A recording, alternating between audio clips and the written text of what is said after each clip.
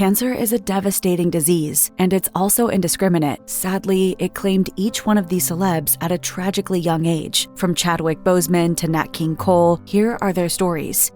In the final few months of Black Panther star Chadwick Boseman's life, fans noticed a change in his appearance. Whenever he turned up in public, there were concerns that he appeared thin, leading to speculation about his health. When he died in August 2020 at 43 years old, fans learned for the first time that Boseman had been privately undergoing treatment for colon cancer. The actor's team broke the news in a statement on Instagram, revealing for the first time Chadwick was diagnosed with stage 3 colon cancer in 2016 and battled with it these last 4 years as it progressed to stage 4. A true fighter, Chadwick persevered through it all and brought you many of the films you have come to love so much. From Marshall to The Five Bloods, August Wilson's Ma Rainey's Black Bottom, and several more, all were filmed during and between countless surgeries and chemotherapy. Boseman's death shocked Hollywood, including his Marvel co-stars. Director Ryan Coogler reconfigured Black Panther: Wakanda Forever, turning the film into a celebration of Boseman's legacy through the lens of his most iconic character. Coogler told The Guardian that he'd been devastated by the news, explaining, "After we put the movie out, my heart broke almost even more because I realized all the work had been distracting me from the fact that Chad's not going to make any more movies."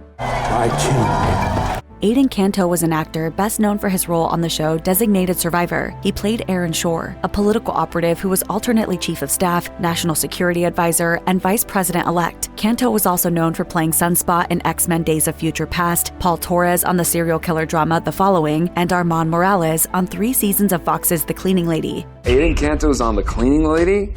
Count me in. Well, that's cool. I'm glad I have that pool, I guess. In 2024, Canto died of cancer of the appendix at 42 years old. He'd kept his diagnosis private, choosing not to go public with the news that he was sick, which meant his death came as quite a shock to his fans. They filled the comment section of the Instagram post his wife, Stephanie, put up afterwards, expressing their condolences. In a snapshot of herself and Adan alongside a comforting Bible verse, Stephanie wrote, "Forever my treasure, Adan. See you soon." Canto's castmates were also left mourning the young actor. The cast of Designated Survivor attended a memorial in Iowa for their friend, posing for a photo on Maggie Q's Instagram. In the caption, the star wrote, "We all came to say goodbye. Love you forever, friend, till we meet again." Bob Marley was an iconic reggae musician from Jamaica, known for stirring politically conscious anthems like Redemption Song, No Woman, No Cry, and One Love/People Get Ready. He was also quite the advocate for marijuana use, talking at length about how the drug helped him achieve a higher plane of consciousness. In May 1981, when Marley was only 36, he died of melanoma. He'd been diagnosed several years earlier after noticing a lesion on his toe, and within a few years, the cancer spread to other parts of his body. While early detection can be key to stopping the progression of cancer, sometimes it simply moves too fast. Saved by the Bell star Dustin Diamond, who played Screech on the iconic show, was diagnosed with cancer in early January 2021. A spokesperson told Today at the time, "It's serious, but we don't know how serious yet. He's going for testing. He hasn't been feeling well. We are hoping for a speedy recovery." Unfortunately, Diamond did not make a speedy recovery. Instead, he died mere weeks after his diagnosis, which turned out to be a form of lung cancer. Spokesperson Roger Paul released a statement to NBC News explaining what had happened, telling fans, "In that time, it managed to spread rapidly throughout his system. The only mercy it exhibited was its sharp and swift execution. Dustin did not suffer. He did not have to lie submerged in pain. For that, we are grateful." We're all just pretty shocked about it. Diamond was 44. Designer and founder of Off-White, Virgil Ablo, was a favorite of hip-hop heavyweights like Kanye West. His fashion sense showed up everywhere, from the Louis Vuitton runway, where he was artistic director, to the shoe store. Ablo collaborated with Nike in 2017, launching a collection that he insisted wasn't just fashion, it was art. In an article posted to the Nike website, he said, "What we're talking about here is larger than sneakers. It's larger than design culture. It's nothing short of state-of-the-art design. These 10 shoes have broken barriers in performance and style. To me, they are on the same level as a sculpture of David or the Mona Lisa. You can debate it all you want, but they mean something." Ablo died in 2021 at 41 years old. His team announced his death on Instagram, writing that he had cardiac angiosarcoma, a cancer in the lining of the blood vessels within the heart. The statement read, "He chose to endure his battle privately since his diagnosis in 2019, undergoing numerous challenging treatments, all while helming several significant institutions that span fashion, art, and culture." Joey Ramone was the lead singer of the Ramones, the iconic punk band behind songs like I Wanna Be Sedated and Rockaway Beach. His long hair, leather jackets, and signature oval sunglasses defined the look of the entire subculture, cementing his legacy as one of the most influential musicians of his era. You guys are like the Phil Donahue of punk. You started it, right? And then like all of a sudden everyone else is doing it. Though he had a massive impact in the heyday of his career, Ramone's life was cut short by lymphatic cancer. He'd been diagnosed several years earlier, undergoing treatment for as long as he could before he died in 2001. He was only 49. On the occasion of Ramone's death, New York rocker editor Andy Schwartz told the New York Times that the Ramones were even more influential than people gave them credit for. Schwartz said in the interview, "They were the great Johnny Appleseed pioneers of punk rock. They were the first band to leave New York and play anywhere and everywhere in order that this music could get past the barriers of radio and mass media."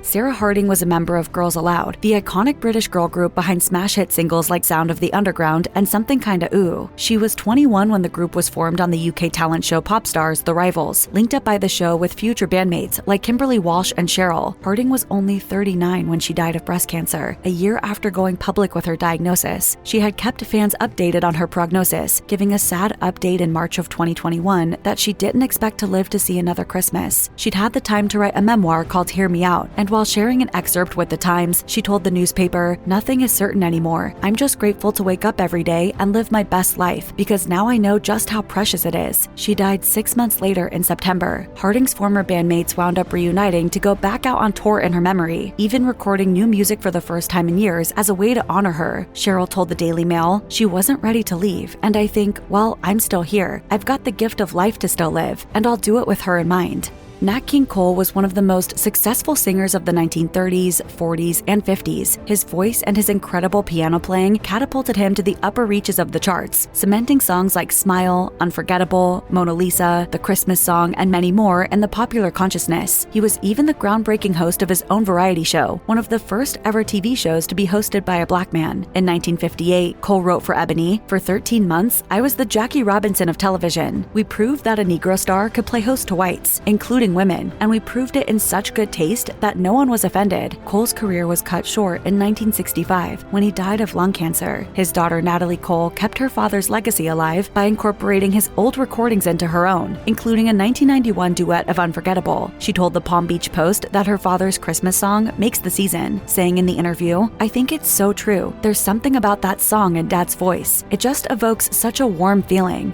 Comedian Andy Kaufman was well known for his ability to pull off elaborate pranks, including remaining in various comedic personas for long periods of time. He performed several times on the first season of Saturday Night Live, which gave his boundary-breaking, idiosyncratic form of comedy a wide audience. And then he perfected his persona on the hit sitcom Taxi. Kaufman died of lung cancer the year after Taxi ended, but at first, his friends and colleagues thought he was pulling another one of his well-known practical jokes. In the documentary Thank You Very Much, one of Kaufman's catchphrases, his co-star Danny DeVito revealed that their castmate Carol Kane fully believed she was being tricked. DeVito said, "She went to the funeral. She said she went up to the casket and poked him, because even at that moment, she didn't think Andy had gone. That's how he had us." He was a genius. He was a genius, Larry.